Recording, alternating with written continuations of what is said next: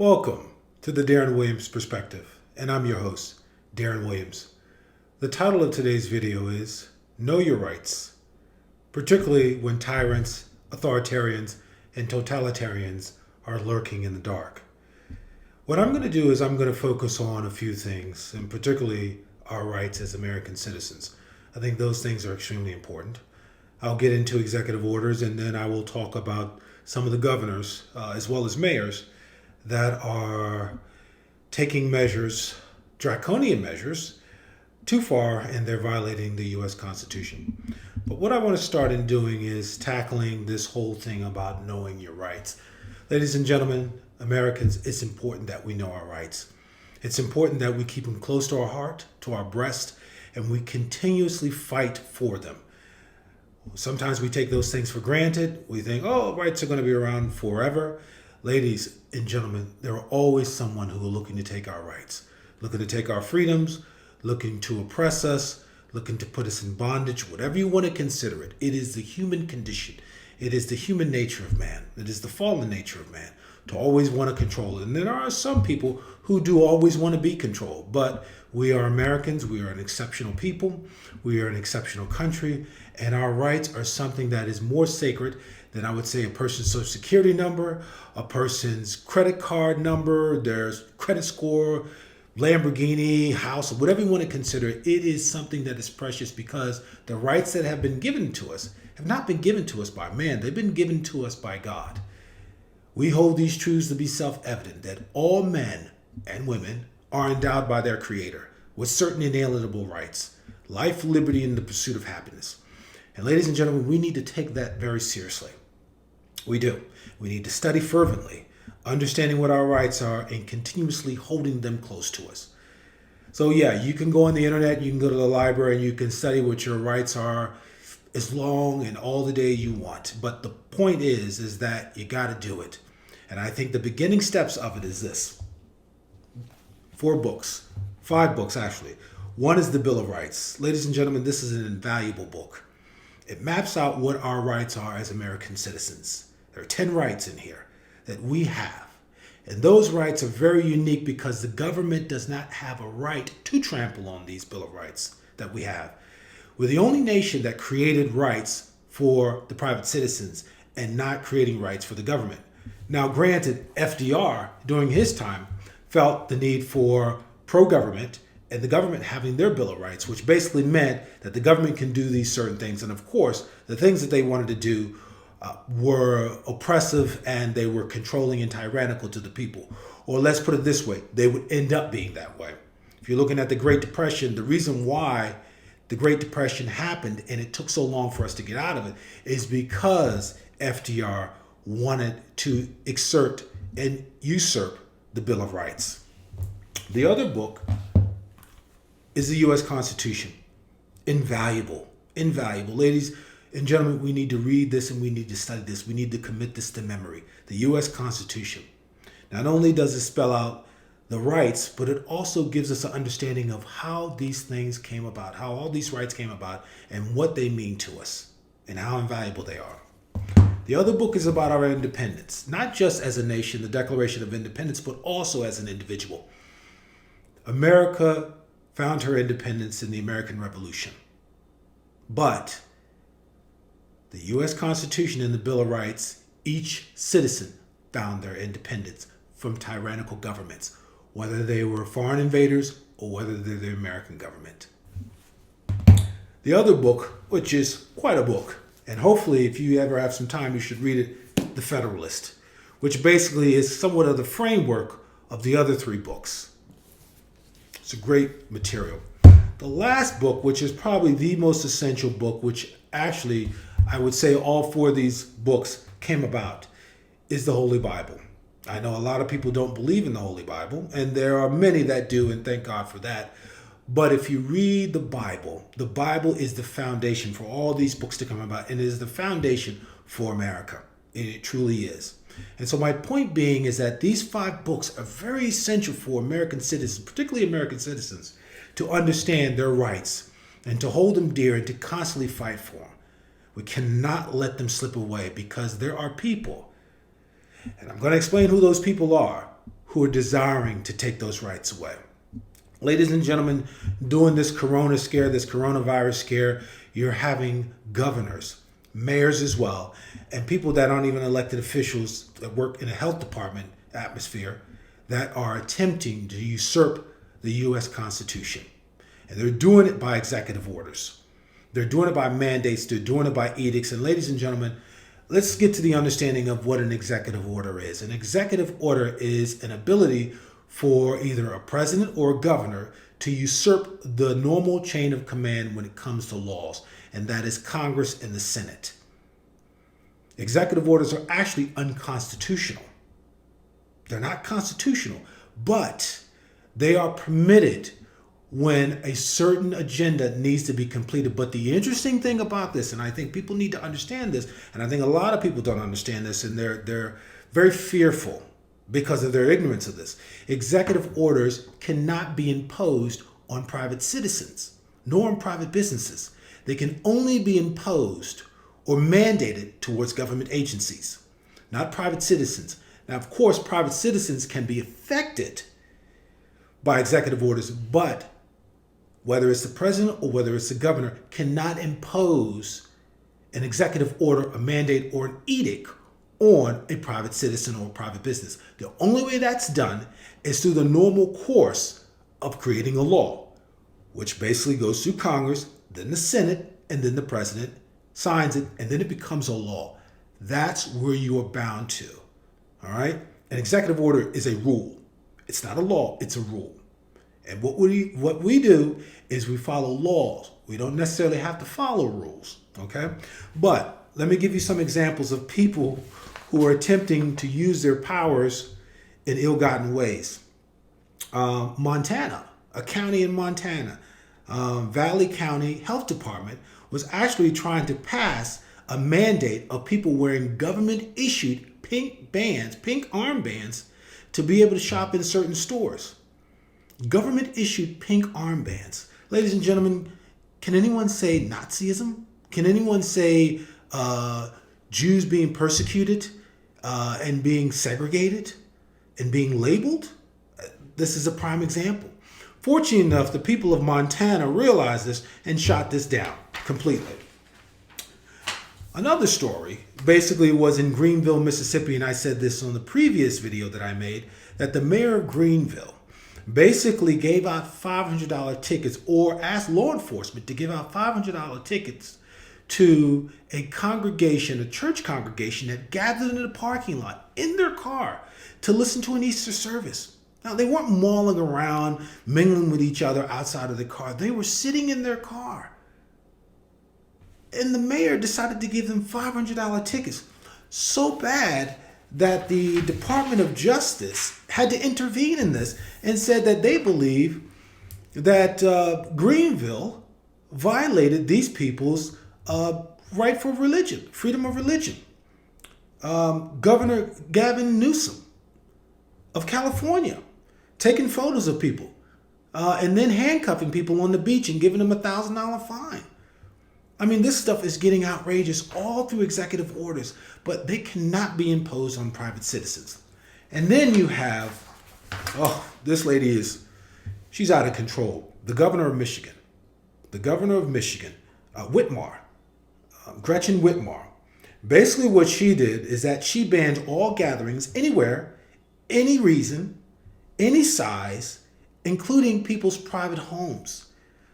What she also did was she also banned people from going from, if they have two homes, from going from one home to the next. She wouldn't permit that. Now, of course, ladies and gentlemen, she can't really stop you from doing that because, like I said, executive orders cannot be imposed on private citizens. But also she went a step further and she got into the business of private businesses. Big boxes had to close certain areas, or this is what she wanted them to do. I don't know if they did it or not. I don't live in Michigan, I live in Maryland. But big boxes had to close certain areas of the store that were dedicated to carpet and flooring, furniture, garden centers, plant nurseries, and paint. And what she said is that if the stuff is not food or medicine or essentials, it should not be sold in the stores. It should not be sold in the stores. Now she's getting into private businesses with her executive orders. Completely outrageous. And kudos to the people in Michigan, the great people in Michigan, how they're protesting. And even yesterday, in Annapolis, Maryland, where I live, not too far away from where I live, there was protesting of what Larry Hogan did. Not just with the stay-at-home order and wanting to extend it, but also with the mask. But before I get into the mask, I do want to explain the stay-at-home order and how that particularly works, at least here in Maryland. I'm not really sure about other states, but I would believe this the same way. A couple of weeks ago, Larry Hogan issued a stay-at-home order. And the way he made it sound was that he was going to arrest people and throw them in jail and all this other crazy mayhem. Again, ladies and gentlemen, listen to me. Executive orders cannot be imposed on private citizens, neither on private businesses. They can't. Only on government agencies, the executive branch, these agencies that are under the executive branch. But this is actually a printout, and I'm going to link to this as well as the other articles that I was just looking at. This is the Maryland State Police. And basically what Superintendent Jones III said is that after Hogan issued the stay-at-home, which was a couple of weeks ago, like I said, he said the enforcement of the extended governor's executive order will be conducted by Maryland State troopers. However, troopers will not make traffic stops simply to ask drivers where they are going to determine if their travel is essential or not. If in the case of a regular performance of his or her duties, such as a crash investigation or a traffic stop, the trooper develops information indicating the individual was engaged in non-essential travel, enforcement actions can be taken. All right? Can be taken. So they're not just pulling you over arbitrarily and saying, hey, buddy, where you going, where you been, you know, how many miles you got on your car, and you passed 2 gas stations or you passed 2 supermarkets. I'm going to write you a ticket or I'm going to throw you in jail. They're not doing that. You have to violate a traffic order, whether you're running a red light or whether you're speeding, whatever the case may be. So that's what the stay-at-home orders, and that could be the same situation of other states. But we'll go into the mask thing now.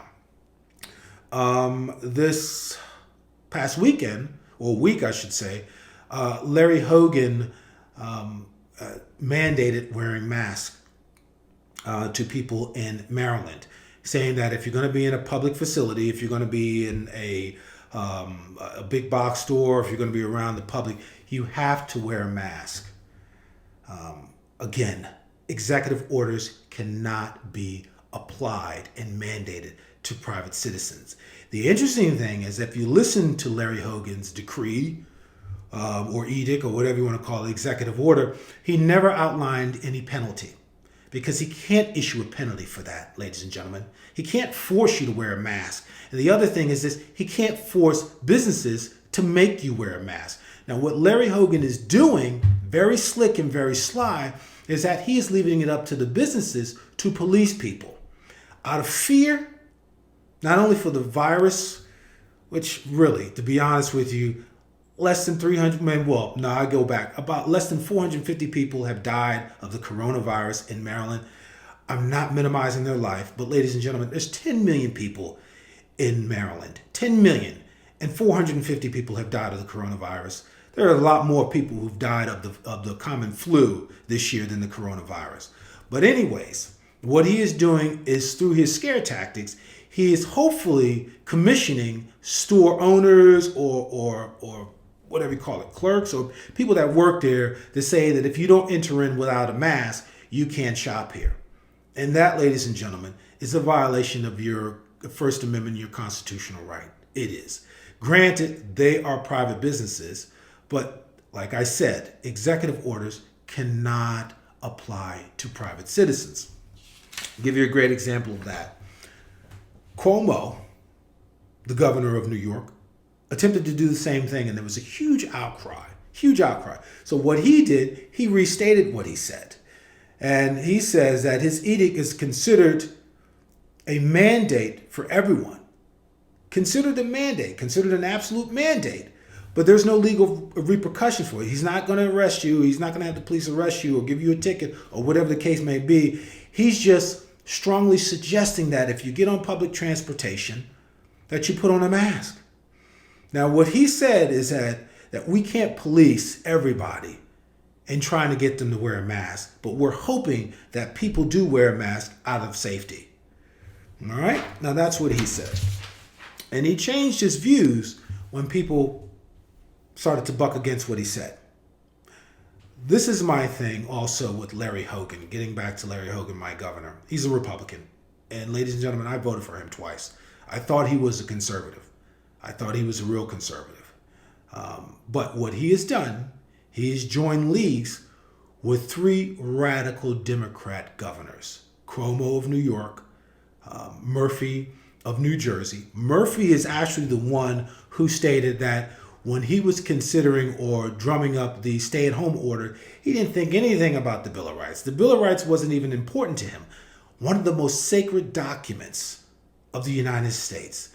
And he said that it had nothing to do with his evaluation of the stay-at-home order.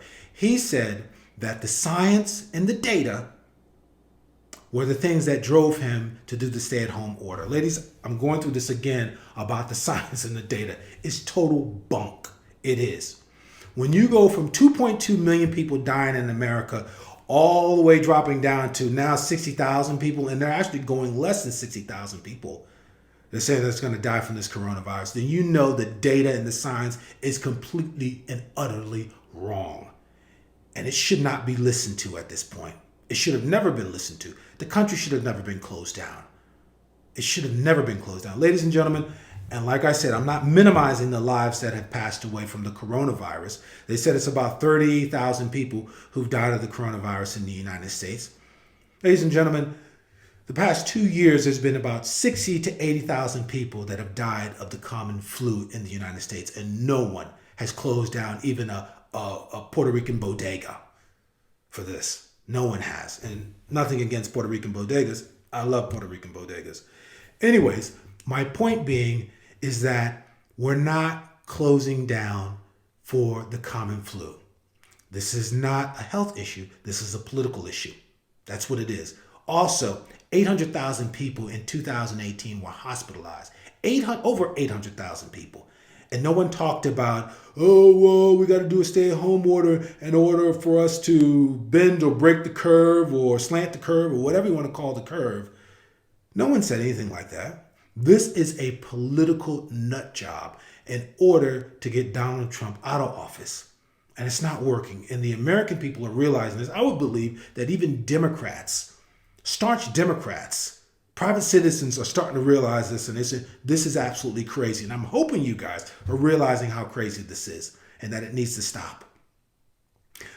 Going back to what I said, we got to learn what our rights are. Not only learning them, studying them, but also fighting for them each and every day. Listen, I'm going to be honest with you. Second Amendment.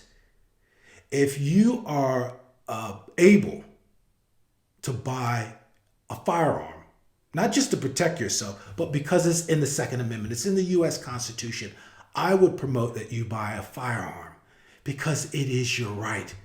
It's your right, ladies and gentlemen. All these rights that we have, we cannot afford for them to be taken away from us. And you have people that desire to take them away. Here you have the President of the United States hasn't even issued an executive order to shut down anything. He hasn't. He's left it up to the states.